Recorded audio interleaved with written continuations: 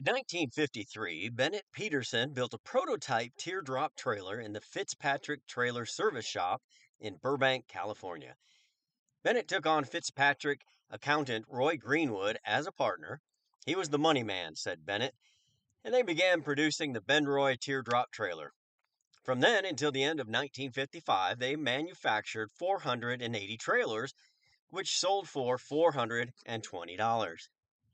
Bennett Peterson designed and built what is acknowledged as one of the classics of the teardrop world. He experienced what big company competition could do to little man, eventually went out of business, saw his molds picked up by King Richard's, a trailer dealership in El Monte, California, which only produced a few units. He watched as other manufacturers came along and reproduced many of his ideas and was actually disappointed when some of his favorite features weren't included. Then he saw the market fall off to nothing. The BenRoy, with its smooth design, bright silver body, and fire engine red trim, was a small two-door trailer built on the standard 4x8 platform. It was 10 feet long and 68 inches wide overall and weighed 760 pounds. The sidewalls and floors were 3/8-inch fir plywood varnished on the inside. The deck lid and door ribs were made of laminated birch plywood, and the deck lid interior was made of 1/8-inch bending birch plywood. The exterior was .032 mil finish aluminum. The kitchen area contained a 2-burner propane stove, a porcelain sink, a 25-pound icebox, a 6-gallon water tank with outside filler cap, a drop leaf table, and a 6-volt dome light. The interior featured cabinets and shelves for storage, a 3/4 size mattress, and another dome light.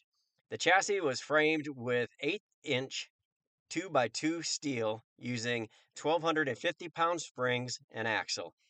Steel fenders covered the standard 6.50 by 15-inch tires and wheels. BenRoy produced 4 units at a time and only sold 1 unit direct.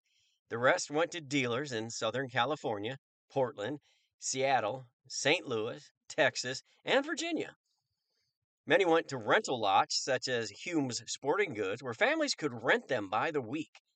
Dealers like Stout Motors, with 5 sales lots, paid 80% of the wholesale price until the unit was sold. Asked if he ever thought teardrops would become popular again, Bennett says, "I thought they would come back as they have with limited production." He doesn't believe there is enough market for mass production, however. Sales were limited even in the 50s, he says. Those fortunate enough to own an original BenRoy know their worth.